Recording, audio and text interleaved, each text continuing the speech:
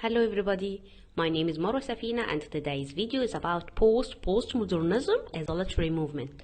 At the beginning, I'll refer to modernism and postmodernism in order to know how they have influenced the emergence of Post Postmodernism.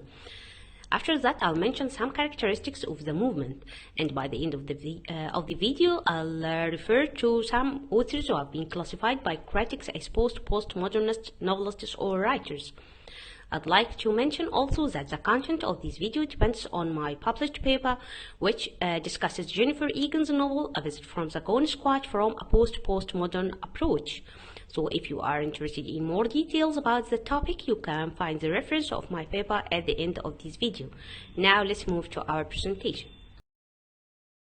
Any literary movement emerges as an influence of the preceding movement, either as a reaction against it, like when Romanticism came as a reaction against the ideals and principles of Classicism, or when Modernism came against the ideas of Romanticism.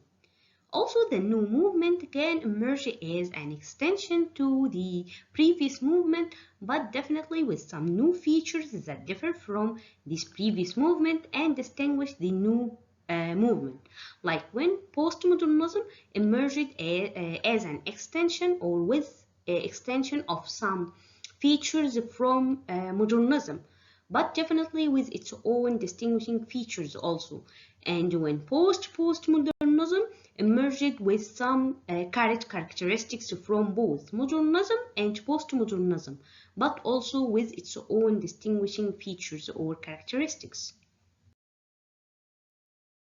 Let's first shed light on modernism in order to know how some of its characteristics have moved to postmodernism. Modernism as a literary movement started roughly by the 1900 and lasted till the great shift in the way of thinking and perception of life due to the influence of the two world wars. It's mainly distinguished or characterized by the emphasis on radical aesthetics, technical experimentation, spatial or rhythmic rather than chronological form, and self-conscious reflexiveness. It's also distinguished by the search for authenticity in human relations.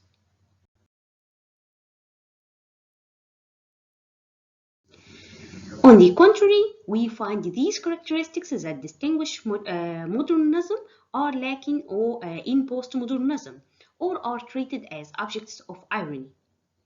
Due to the influence of the two world wars, people started doubting everything and taking every aspect of life as an object of irony. So the previously established concepts or ideals of modernism are now treated as objects of irony in the postmodern era. So we can define postmodernism as a complex of anti-modernist strategies, which emerged in the 1950s and developed momentum in the course of the 1960s.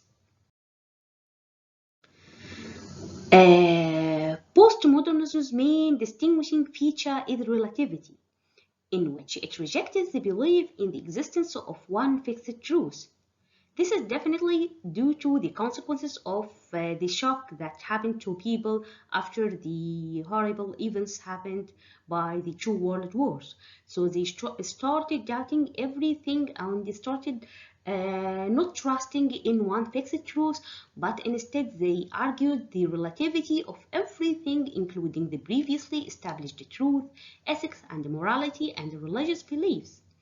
And consequently, postmodernism establishes its own self-referential identity. It also rejects the grand narratives of modernism. As we have said, that there is no fixed truth, one fixed truth, there is no one general idea or concept, so there is no meaning for the concept or the idea of grand narrative. But instead, they replaced it by multi-narratives for both history and on the level of the literary stance on stories. This tendency to adapt relativity and the rejection of grand narratives is accompanied by a deeply felt loss of faith in our ability to represent the real in the widest sense. So, the shock that happened after the two world wars made people lose faith in anything and in everything, even in their ability to represent the real life, the real ideas, feelings, concepts, or whatever. So they started doubting everything and being skeptical toward everything. For style and structure of literary works, we find postmodern writers use a writing style that also reflects their skeptical attitude and the rejection of a well-organized linear narrative, which was a distinguishing feature of modernist writers, and instead they replace it by fragmentation and nonlinearity in order definitely to reflect or to echo the fragmentation they live in. Moving to postmodernism, we find that unlike modernism, which puts faith in question, and postmodernism, which intends to confirm the relativity of everything, including faith, postmodernism, in its search for harmony in life, tries to re-establish faith. It approaches certain concepts previously ignored by postmodernism, but from a different perspective.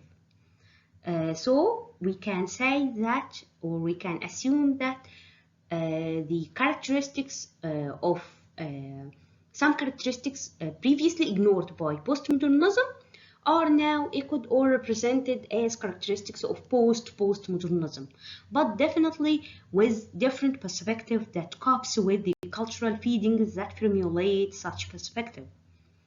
And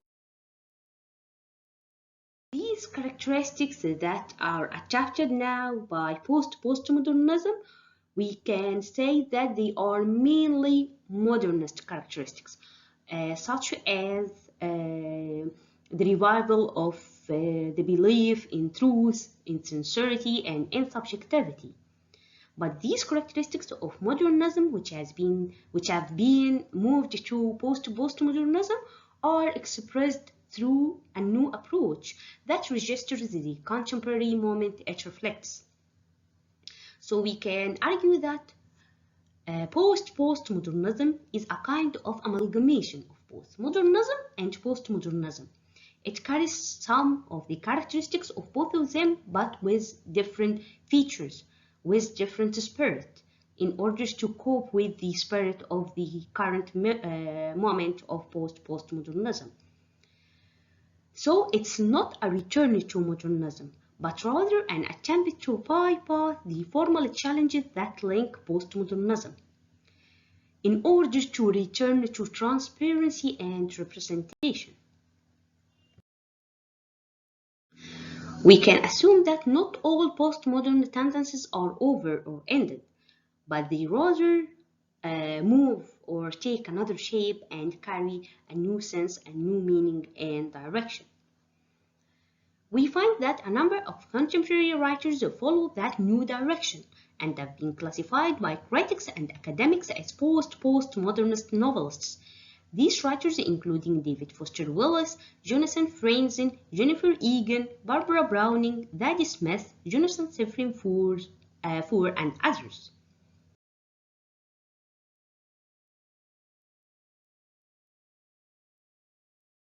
This is the end of our video and our presentation, and this is the reference list the content of this video depended on. Thanks for watching.